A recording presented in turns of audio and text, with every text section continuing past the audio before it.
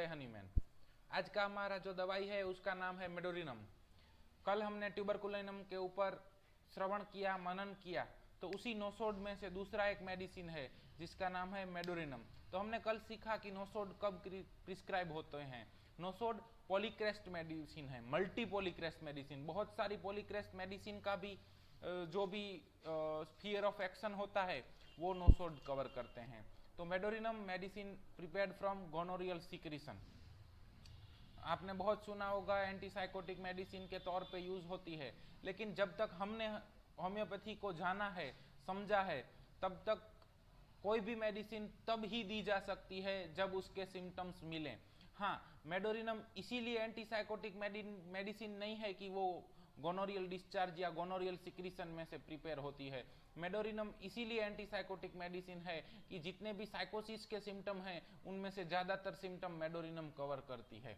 इसीलिए तो इनमें से जब भी कोई भी 3 सिम्टम मिलते हैं, 4 सिम्टम, 5 सिम्टम मिलते हैं, तो हम लोग मेडोरिनम के बारे में सोच सकते हैं, मेडोरिनम प्रिस्क्राइब कर सकते हैं। जब केस में पॉजिटिव ऑफ सिम्टम होता है, ग्रोस पैथोलॉजिकल चेंजेस होते हैं, या तो हम सिम्टम नहीं निकाल पाते हैं, तब कोई भी 2, 3, 4, 5, 6, 7 जो इंडिकेशन मिले उसके ऊपर से माइजमेटिक प्रिस्क्रिप्शन होता है। तो हम मेडोरिनम के ऊपर से ट्रीटमेंट स्टार्ट कर सकते हैं। हर रेमेडी हम जिस तरह से पढ़ते हैं उसी तरह मेडोरिनम उष्ण प्रकृति की दवा है, हॉट है, यानी कि इससे गर्मी बर्दाश्त नहीं होती, हीट बर्दाश्त नहीं होती। कोल्ड बर्दाश्त हो सकता है, थोड़ा बहुत कर लेते हैं, लेकिन हीट बिल्कुल नहीं होगी। Thirsty, constant thirst that dreams of the drinking water, constant thirst है उसको, इतनी थर्स्ट है, इतनी थर्स्ट है डॉक्टर साहब, इतना पानी पीते हैं, इतना पानी पीते हैं कि बात ही मत पूछो, हमें तो सपने में भी पानी पीते हुए सपने ही आते हैं। Deep seated chronic affection involving spinal cord and sympathetic nervous system, chronic pelvic disorder of woman, chronic rheumatism. Deep seated chronic affection, अभी डीप सीटेड क्रॉनिक अफेक्शन किसे कहा जाता है? तो हम लोग देखते हैं कि ऐसे ऐसे दर्द, ऐसे ऐसे मर्ज हैं जो बहुत सालों तक चलते हैं और जिनमें अभी परमानेंट स्ट्रक्चरल डैमेज हो चुका है, उनको डीप सीटेड क्रॉनिक अफेक्शन बोलते हैं। चाहे वो उस पैथोलॉजी का नाम कुछ भी हो सकता है, हमें उस पैथोलॉजी के नाम से मतलब नहीं है। चाहे सर्वाइकल स्पॉन्डिलाइसिस हो, लंबर स्पॉन्डियोलिथियासिस हो, साइटिका हो सकता है, ट्यूमर हो सकता है, वाट्स हो सकता है, अस्थमा हो सकता है, कार्सिनोमा भी हो सकता है, कोई भी अफेक्शन लेकिन क्रॉनिक है और वो स्पाइनल कॉर्ड और सिंपैथेटिक नर्वस सिस्टम को अफेक्ट करता है, या तो क्रॉनिक पेल्विक डिसऑर्डर्स है, मेट्रोरेजिया है, मेनोरेजिया है, डिस्मेनोरिया है, या तो क्रॉनिक रूमेटिज्म है, ऐसा दर्द, जोड़ों का दर्द जो क्रॉनिक है, बहुत सालों से चल रहा है, तो वो सब मेडोरिनम के इंडिकेशन है। इसका मतलब ये नहीं होता है कि ये सब मिलते हैं तब मेडोरिनम देना है, इसका मतलब ये होता है कि ये सब मिलते हैं तो मेडोरिनम सोचना है। हर केस क्रॉनिक रूमेटिज्म का मेडोरिनम नहीं होता है, पता चल रहा है? हर क्रॉनिक केस मेडोरिनम नहीं होता है, लेकिन अगर ये मिलता है तो it is one indication of medorrhinum. दूसरे 2-3 मिलते हैं तो वी कैन गिव मेडोरिनम। उसी तरह से ये होता है, ऐसा मिलता है तो ही मेडोरिनम देना है, ऐसा भी नहीं है। इसके अलावा कोई भी 3 सिम्टम मिलते हैं तो भी मेडोरिनम देना है।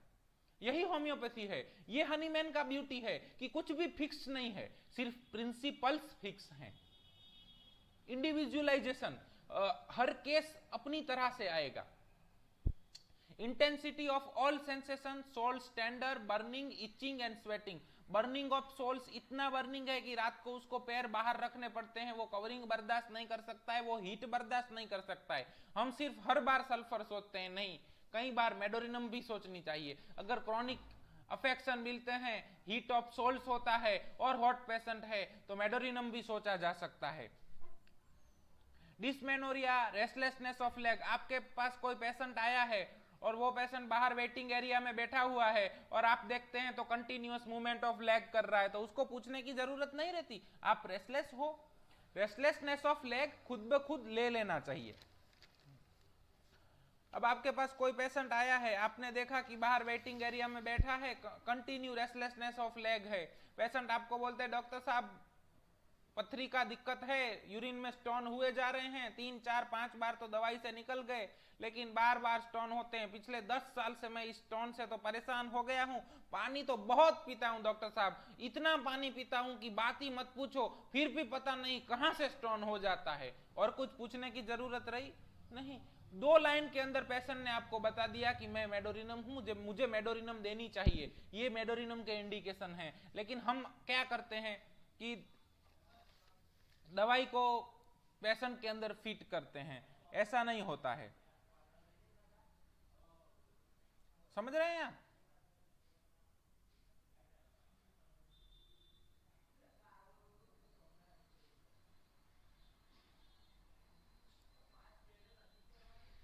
डॉक्टर शंकरन साहब का बहुत अच्छा कोट है, homeopathic practitioners does not try to fit the patient to a particular remedy.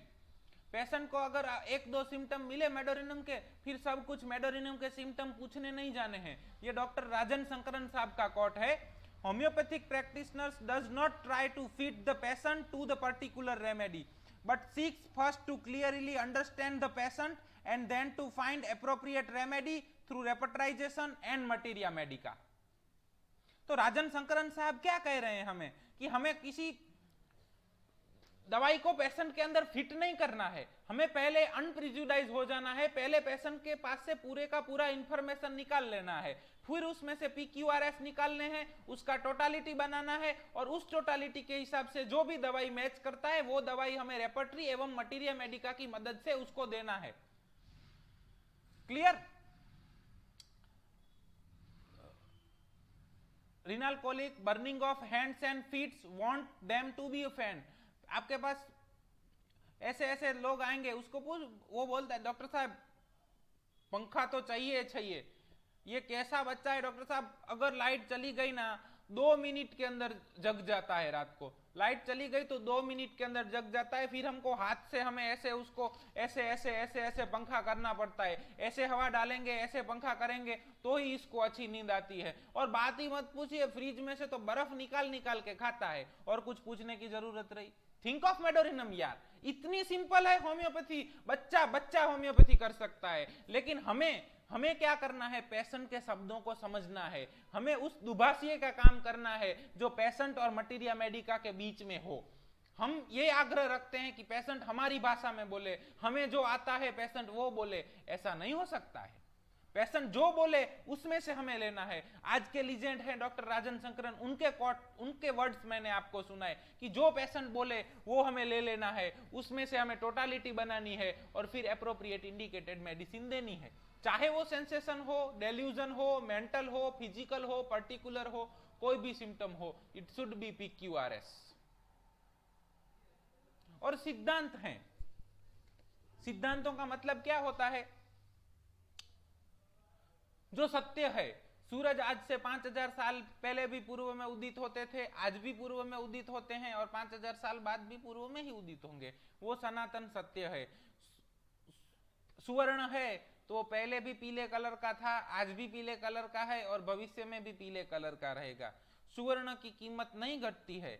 उसी तरह लॉ हैं, जो हनीमैन के सिद्धांत हैं, जो PQRS हैं, इनकी कीमत नहीं घटती है, ये कभी पुराने नहीं होते हैं। जो सुवर्ण आज से 5000 साल पहले भी सुवर्ण था, वो आज भी सुवर्ण है, और वो 5000 साल बाद भी सुवर्ण ही रहेगा। उसी तरह PQRS, इंडिकेटेड सिम्टम, इंडिकेशंस, वो पहले भी सत्य थे, आज भी सत्य हैं, भविष्य के अंदर भी सत्य होंगे। वो ऐसे डिसीज में काम करते थे जो अब नहीं है, यानी कि पोलियोमाइलाइटिस है, इस तरह के रोग अब नहीं हैं, लेकिन उस जमाने में भी PQRS की मदद से उनकी ट्रीटमेंट होती थी। ऐसे रोग हैं, डायबिटीज है, हाइपरटेंशन है, कैंसर है, जो आज के जमाने में हैं, उनकी भी PQRS से मदद से ही ट्रीटमेंट होती है। और भविष्य में जो भी रोग आएंगे, जिस तरह से अभी कोविड-19 आया, उसके बाद कोई भी रोग आएंगे, उनकी ट्रीटमेंट भी हनीमैन साहब यही बोलते हैं कि PQRS के मदद से ही होगी। PQRS is equal to homeopathy. अगर कोई ऐसा बोलता है कि होम्योपैथी के अंदर PQRS नहीं है या PQRS की वैल्यू नहीं है, तो हम उनकी बात से सहमत नहीं हो सकते। Lies in the knee chest position और on abdomen, asthma, amelioration by lying on face and protruding the tongue, sleep position कैसा होता है? अगर कोई पेशेंट है जो पेट के बल सोता है, या तो ऐसे सोता है कि उसके जो नी है वो चेस्ट के पास आ जाए, जिसको गुजराती में बोलते हैं कुकड़ू वड़ी ने सूवू, ये लोकल लैंग्वेज है, हिंदी में क्या बोलते हैं मुझे नहीं पता है, नी चेस्ट पोजीशन, तो ऐसे सोता है तो it is indication for Medorrhinum. अब आपके पास एक बच्चे को लाया जाता है, डॉक्टर साहब देखिए ना ये बहुत खाता है, इतना खाता है कि बात मत पूछिए, फिर भी भूखा का भूखा रहता है, और इसको कुछ ऐसा दवाई दो कि इसका खाना कम हो। सोता कैसे है? नी चेस्ट पोजीशन में सोता है, और पानी भी बहुत पीता है। क्या सोच रहे हैं दोस्त? Think of medorrhinum. इतना इजी है होम्योपैथी, और इफेक्ट करेगा ही करेगा। गुरुकुल के हमारे पूरे टीम के जितने भी लोग हैं वो सब इसी तरह से प्रैक्टिस किए, इसी तरह से बहुत सारे केसेस के अंदर रिजल्ट मिले, और वो अनुभव आपके साथ साझा कर रहे हैं। मैं आपको मेरे इनिशियल डेज की बात बताऊं तो आज से 3 साल तकरीबन 3 साल पहले की बात है, मैंने नया नया प्रैक्टिस शुरू किया था।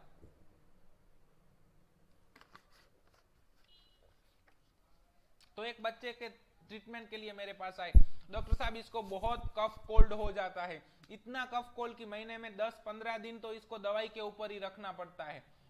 ये लीन थीन बच्चा था, और मैंने पूछा स्लीप पोजीशन, तो एब्डोमेन के ऑन स्लीप पोजीशन थी, और डिजायर में उसको आइस था, बर्फ खाने का बहुत, गोलो खाए छे, बर्फ खाने का बहुत मन होता है। वो बर्फ होता है ना, वो क्या बोलते हैं उसको हिंदी में, मुझे वो भी नहीं मालूम है, वो बर्फ के ऊपर ऐसा गुलाब वगैरह का शरबत डाल के देते हैं, ये वो बहुत खाता है। इतना ठंडा खाने का मन करता है डॉक्टर साहब, फ्रिज में से निकाल निकाल के बर्फ चबाता है। ये 3 इंडिकेशन के ऊपर हमने उनको मेडोराइनम प्रिस्क्राइब किया था। जो बच्चा 1 महीने के अंदर 10 दिन दवाइयों के ऊपर रहता था, जिसको सर्दी जुकाम रहता था, वो बच्चा आज 10-15 महीनों में भी एक बार भी इतना बीमार नहीं पड़ता है कि उसको दूसरी कोई दवाइयां देनी पड़े। जब भी आते हैं तो एक्यूट के हिसाब से या तो सेक्लेक प्रिस्क्राइब करते हैं, और बच्चा 2-3 दिन में अच्छा हो जाता है। ये होम्योपैथी है। आप उसकी टेंडेंसी तोड़ सकते हैं, tendency to develop certain disease जो आज बहुत चल रहा है, tendency to form a stone,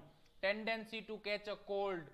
पता चल रहा है ये टेंडेंसियां डेवलप हो रही हैं, तो टेंडेंसियों की भी दवाई होम्योपैथी में है, और वो किस तरह से होंगी? PQRS के ऊपर से होंगी। ये सनातन सत्य है। अभी ऐसे रोग भविष्य के अंदर आएंगे जिनका अभी नाम नहीं दिया गया है, उनकी दवाई भी होम्योपैथी करेगा, और वो PQRS के ऊपर से ही करेगा। अगर कोई पेशेंट अस्थमा का आता है, अभी एक और केस था अस्थमा का, तो आप अगर होम विजिट के अंदर जाते हैं कि वहां पे ओल्ड एज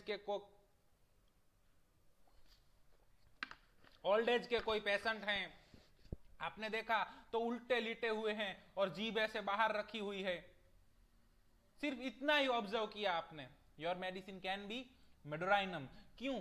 क्योंकि मेडोराइनम को एब्डोमेन के ऊपर सोने से सारी दिक्कतों में अच्छा लगता है, और उसका अस्थमा है, bye lying on face and protruding tongue amelioration है। तो इस तरह से बिना पेशेंट को कुछ पूछे भी होम्योपैथी की जा सकती है। आपने देखा इतनी ठंडे पेशेंट ने कवर नहीं किया हुआ है, उसके पग पैर तो कवर से बाहर ही हैं, और उल्टा सोया हुआ हो, जीभ बाहर है, और उसको अस्थमा की दिक्कत है, कुछ भी पूछने से पहले मेडोराइनम सोची जा सकती है। इस तरह से होम्योपैथी होती है। हमें अपनी आंखों को अर्जुन की तरह बनाना है, जिसे सिर्फ पंछी की आंख ही दिखाई दे, उसी तरह हमें सिर्फ PQRS ही दिखाई दे। Breast specially nipple sore and sensitive, icy cold to touch. अब आप अगर गायनेक प्रैक्टिस करते हैं और लैक्टेटिंग मदर आती हैं आपके पास, डॉक्टर साहब बहुत दिक्कत हो रही है, बच्चे को दूध नहीं पिला पा रही हूँ, इतना दर्द होता है निप्पल्स के अंदर की बात ही मत पूछिए, और ठंडा ठंडा लगता है। वैसे तो मुझे ठंड नहीं लगती है, मुझे गर्मी लगती है, फिर भी पता नहीं मुझे निप्पल ठंडा लग रहा है, और पानी तो बहुत ज्यादा पीती हूँ। Think of medorrhinum. Cold aggravation yet great desire to be fanned specially feet. Cold aggravation है, उसको कोल्ड में तुरंत सर्दी जुकाम हो जाता है। Discharge offensive, profuse, acrid, itching and fishy odour. हर डिस्चार्ज मेडोराइनम का कैसा होगा? Offensive, profuse, acrid and itching. अगर उसका ऑटोरिया है तो कैसा होगा? Offensive, profuse, acrid and itching. उसका कोराइजा ऑफेंसिव, प्रोफ्यूज, एक्रीड और इचिंग। उसका leucorrhoea offensive, profuse, acrid and itching. उसका menses offensive, profuse, acrid and itching. Profuse menses मतलब मेट्रोरेजिया। सो मेट्रोरेजिया की कंप्लेन आती है तो भी मेडोराइनम सोची जा सकती है। उसका यूरिन कैसा होगा? Profuse, acrid, offensive and itching. So आपके पास ऑफेंसिव प्रोफ्यूज यूरिन माने यस डायबिटीज ना। डायबिटीज के अंदर क्या होता है? यूरिन बहुत बढ़ जाता है। तो profuse urine, offensive urine, acrid urine and itching. अगर फिशी ऑर्डर का यूरिन मिलता है, दूसरे 2-4 सिम्टम मिलते हैं, तो डायबिटीज के अंदर भी मेडोराइनम प्रिस्क्राइब कर सकते हैं। क्यों? क्योंकि डीप सीटेड क्रॉनिक अफेक्शंस ये डायबिटीज के लिए ले सकते हैं ना। अगर उसको डायरिया हुआ तो उसका स्टूल कैसा होगा? Offensive, profuse, acrid and etching. पता चल रहा है? हम आपको कोई मेडिसिन नहीं सिखा रहे हैं, हम आपको होम्योपैथी कैसे सोचना है वो अपना अनुभव साझा कर रहे हैं। ये हमारा अकेले का नहीं, गुरुकुल के सारे लोगों का यही अनुभव रहा है। हम तो सिर्फ मुख हैं, वाचा हैं, जो आपके तक पहुंच रहे हैं।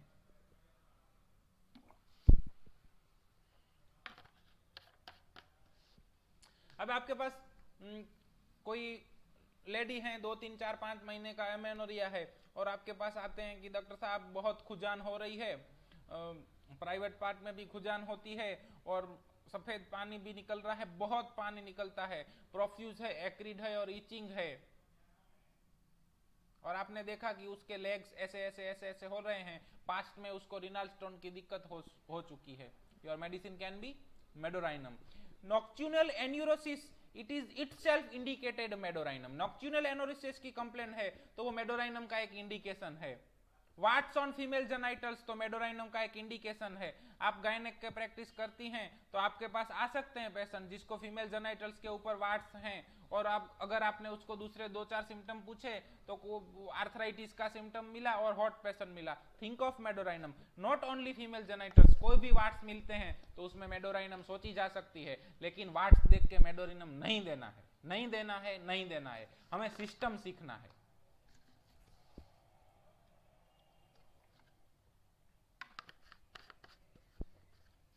Cough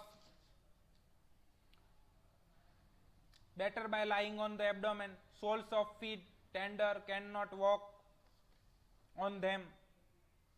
अब आपके पास एक पेशेंट आया है, सोरियासिस का दिक्कत लेके आया है, मतलब डीप सीटेड क्रॉनिक अफेक्शन हुआ, ठीक है।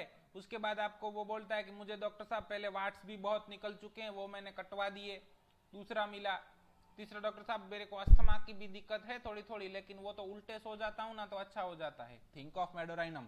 इस तरह से होम्योपैथी की जा सकती है।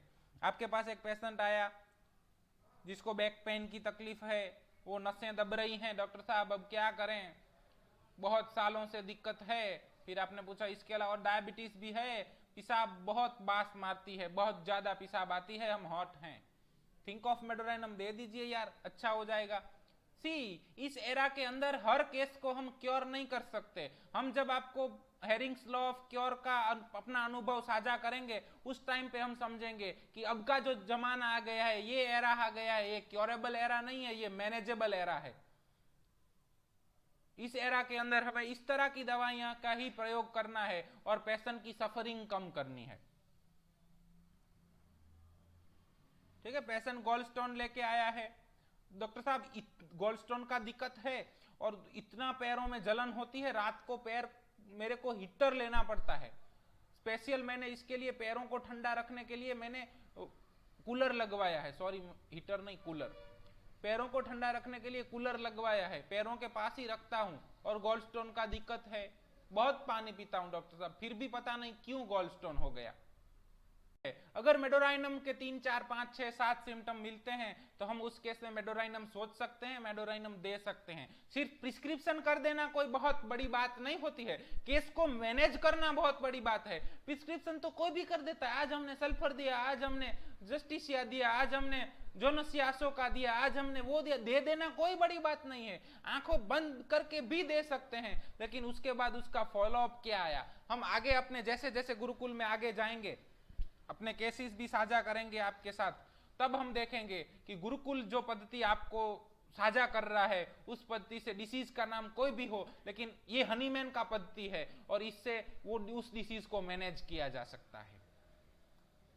Ailments from anticipation, bad news, suppressed gonorrhoea. Anticipation का मतलब क्या है? उसको एंटीसिपेट होगा कि नहीं होगा, कैसे होगा? डॉक्टर साहब आपसे अच्छा तो हो जाएगा, ये दवाई मेरे को कोई आड़असर तो नहीं करेगा, मेरे को कोई दिक्कत तो नहीं होगी, डॉक्टर साहब हो तो जाएगा, इससे मेरे को कुछ नहीं होगा, डॉक्टर साहब आप कर तो पाएंगे ना, ये बीमारी मिट तो जाएगा ना। बार बार उसको ऐसे ही थॉट्स आते हैं। एलिमेंट्स आफ्टर बैड न्यूज, कोई भी बैड न्यूज सुना और उसके बाद दिक्कत हुआ, think of medorrhinum. Suppressed gonorrhoea, doctor साहब वो शादी से पहले थोड़ी भूल हो गई थी, थोड़ा पेशाब की जगह से सफेद पानी वगैरह आ रहा था, वीडीआरएल भी पॉजिटिव था। सी अगेन, वीडीआरएल पॉजिटिव हो या ना हो, लेकिन अगर उसको क्लिनिकली भी गोनोरिया है और उसको सप्रेस किया गया है, हम एनर्जी में बिलीव करते हैं, हम रिपोर्ट्स में बिलीव कम करते हैं। उसको उसके अंदर अगर गोनोरियल एनर्जी ट्रांसफर हो गई, साइकोटिक एनर्जी ट्रांसफर हो गई, तो उसको डिस्चार्ज आएगा। हमारा बॉडी कोई भी नेगेटिव एनर्जी को अपने अंदर नहीं रखता है, उसको किसी भी फॉर्म में बाहर निकालता है, तो उसको डिस्चार्ज आएगा। और उस डिस्चार्ज को सप्रेस करने के बाद दिक्कत हुई है, चाहे वीडीआरएल पॉजिटिव हो या ना हो, तो उसको एज अ सप्रेस्ड गोनोरिया हमें इंटरप्रिट करके लेना है। समझ गए? तो सप्रेस्ड गोनोरिया मिला तो वो भी मेडोराइनम के लिए एक इंडिकेशन है। Sterility, menses extremely painful, offensive, dark, strange, difficult to wash off. अब ये सिम्टम पहले के जमाने में बहुत मिलते थे जब लिनन और क्लोथ्स पैड यूज होते थे, अब ये सिम्टम नहीं मिल पाते हैं। इंक्रीज्ड मेट्रोरेजिया एट क्लाइमेटरिक एज, सो क्लाइमेट्रिक एज के ऊपर अगर कोई भी दिक्कत होती है तो मेडोरिनम सोचा जा सकता है। 50-55 साल की महिला आती है, आपको बोलते हैं डॉक्टर साहब पाइल्स का बहुत दिक्कत हो गया है, मेंसेस भी बहुत ज्यादा आता है, सुबह सुबह बहुत दिक्कत हो जाती है, पैरों में तो इतनी जलन होती है बात मत पूछिए। और एक बार मेरे को भी वो वीडीआरएल पॉजिटिव आया था, उसका तो दवाई करवा लिया। थिंक ऑफ मेडोराइनम, चाहे पाइल्स का केस क्यों नहीं है, हेमरेज का केस क्यों नहीं है, फिशर का केस क्यों नहीं है। और क्या बोलते हैं, malignant disease of uterus.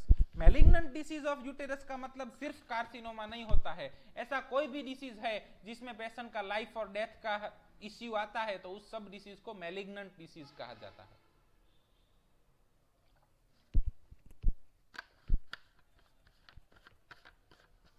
Violent itching of vulva and vagina, aggravation by thinking of it.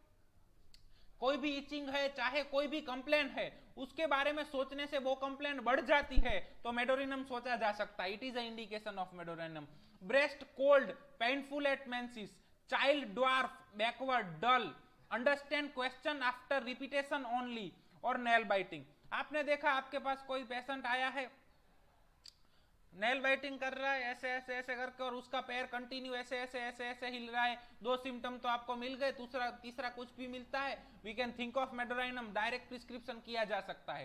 Child dwarfish, dull, understand question after repetition only. अब ये सिर्फ चाइल्ड ही नहीं होगा, कोई भी ऐसा इंसान है जो डल है, ड्वार्फ है, बैकवर्ड है और उसको बार बार क्वेश्चन पूछने पे समझता है, तो उसमें हम मेडोराइनम सोचते हैं। अभी इसी के ऊपर हमने एक प्रिस्क्रिप्शन किया, अस्थमा का दिक्कत था, रात को 2 बजे नींद में से जग जाते थे। एक 22 साल की बच्ची थी, उसको अस्थमा था, बहन जी को, रात को 2 बजे ही सांस फूल जाती है, नींद में से उठ जाते हैं, और उसको एक ही एक प्रश्न बार बार पूछा जाए तभी वो जवाब देते थे, हॉट थे और कोल्ड थिंग डिजायर था। 4 सिम्टम, 4 इंडिकेशन के ऊपर मेडोराइनम प्रिस्क्राइब किया है।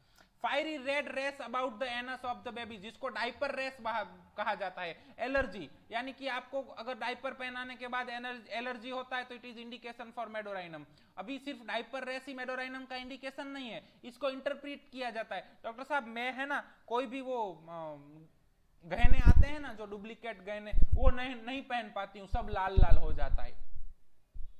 थिंक ऑफ मेडोराइनम, पता चल रहा है। फायरी रेड रेस, हर्टिकेरिया एपिस नहीं होता है, मेडोराइनम भी हो सकता है। होम्योपैथी इस तरह से कोड वर्ड में लिखा गया बात है, इसको डिकोड करना पड़ेगा, अंडरस्टैंड करना पड़ेगा, तब जाके हम समझ पाएंगे। हम अपने तरफ से पूरा प्रयत्न कर रहे हैं। आपके कोई भी सजेशन है तो आप हमारे तक पहुंचा सकते हैं। Obstruction of the nose with loss of the smell, अभी ये सिम्टम, ये इंडिकेशन बहुत मिल रहा है प्रैक्टिस के अंदर। एलर्जी का दिक्कत होता है, नाक बंद हो जाता है। चिल्ड्रन ऑफ साइकोटिक पेरेंट्स, यहां पे क्या मिल रहा है हमें? Miasm can transfer from generation to generation. जैसे हमने कल ट्यूबरकुलाइनम के अंदर देखा, क्या देखा कि ट्यूबरकुलर पेरेंटेज होगा तो उसके चिल्ड्रन को भी वो ट्यूबरकुलर मायाजम आएगा। उसी तरह से उस बंदे को साइकोसिस, खुद को गोनोरिया नहीं हुआ है लेकिन उसके फैमिली में किसी को है, उसके मदर फादर को है, तो वो एनर्जी उसके अंदर ट्रांसफर होगी। सो बच्चों का केस है, कुछ नहीं मिल रहा है, सिर्फ डायपर रेस मिल रहे हैं। 4-5 महीने का बच्चा है, सिर्फ डायपर रेस मिले और कुछ मिलता नहीं है। लेकिन हमें अगर उसके मदर फादर की हिस्ट्री में कहीं पे भी सप्रेस्ड गोनोरिया और साइकोटिक मायाजम के सिम्टम मिलते हैं तो it is a indication for that child to prescribe medorrhinum. यहां पे हमें हनीमैन सिखा रहे हैं कि जब हम हिस्ट्री लेते हैं तो फैमिली का हिस्ट्री लेना ही चाहिए। फैमिली हिस्ट्री कहां पे इंपॉर्टेंस है कि जब हमें पर्सन की हिस्ट्री में से इंडिकेशन नहीं मिलते हैं तो फैमिली हिस्ट्री के इंडिकेशन को यूज करके भी हम दवाई प्रिस्क्राइब कर सकते हैं। This is beauty of homeopathy. Every complaint is obstinate constipation causes tear. Doctor साहब इतना कब्ज कब्ज कब्ज कब्ज बात मत पूछो, खून भी गिरता है और ऐसा कब्ज है डॉक्टर साहब कि मुझे ऐसा लगता है कि ये मुझे मार डालेगा,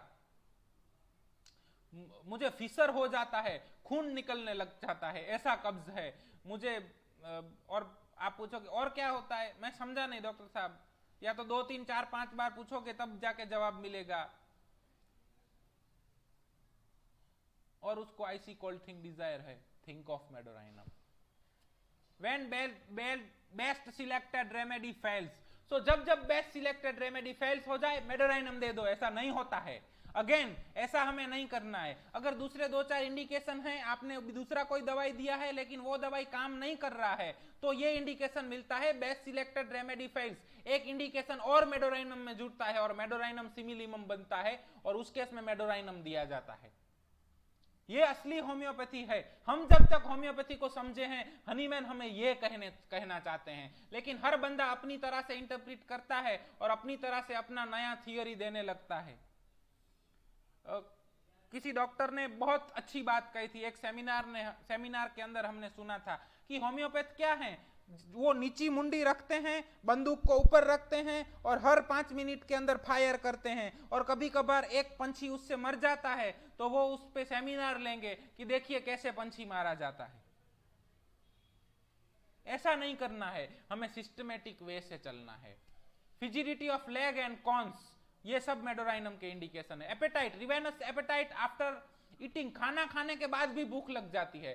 craves for ice, icy cold drinks, salt, sweet, orange, sour thing, green fruits. Doctor साहब फ्रूट्स बहुत पसंद है, आइसक्रीम बहुत पसंद है, कोल्ड ड्रिंक बहुत पसंद है। डॉक्टर साहब बच्चा ऐसा बात मत पूछो, वो फ्रिज के नीचे जो बर्फ जमता है ना वो निकाल के खाने लगता है। डॉक्टर साहब ऊपर से सॉल्ट लेने की आदत है, अब सॉल्ट लेने की आदत है तो अकेले नेट्रम यूरिया, अकेले फास्फोरस में नहीं है। Medorrhinum can have a salt desire, so salt desire मिलता है तो मेडोराइनम भी सोची जा सकती है।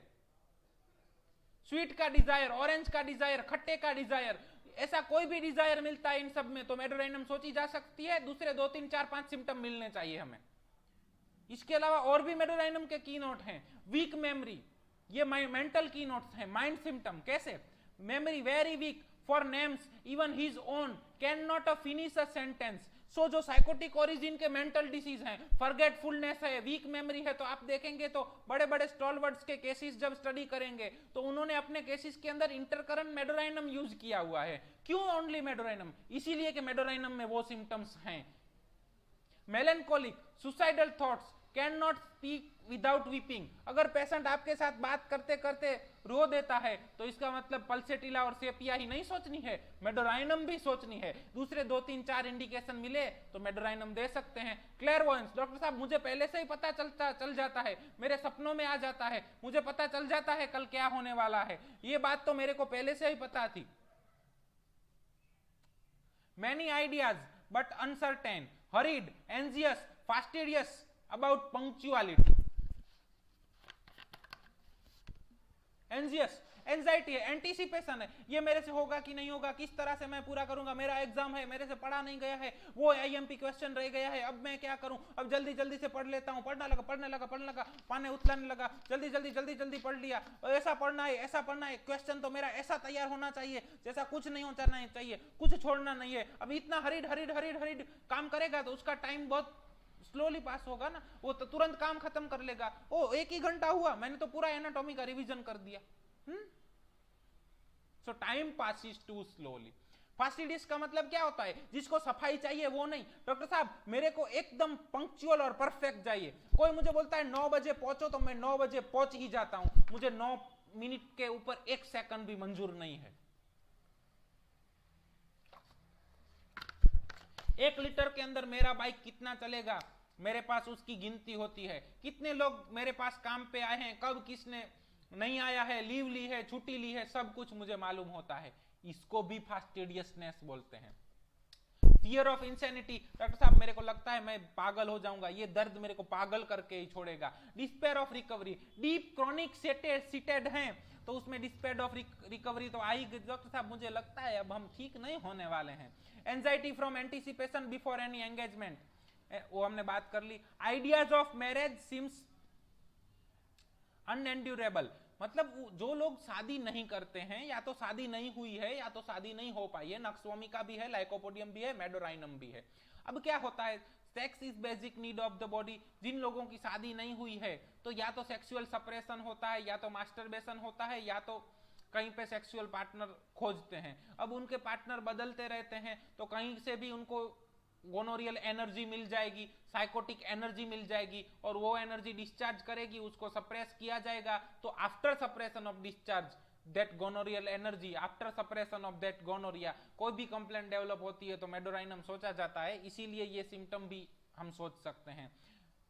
Morose in the day time, fear of misfortune, as if something, कुछ तो होगा डॉक्टर साहब, कुछ घटिया होने वाला है, मेरे को लगता है कि कुछ बहुत घटिया होगा मेरे साथ।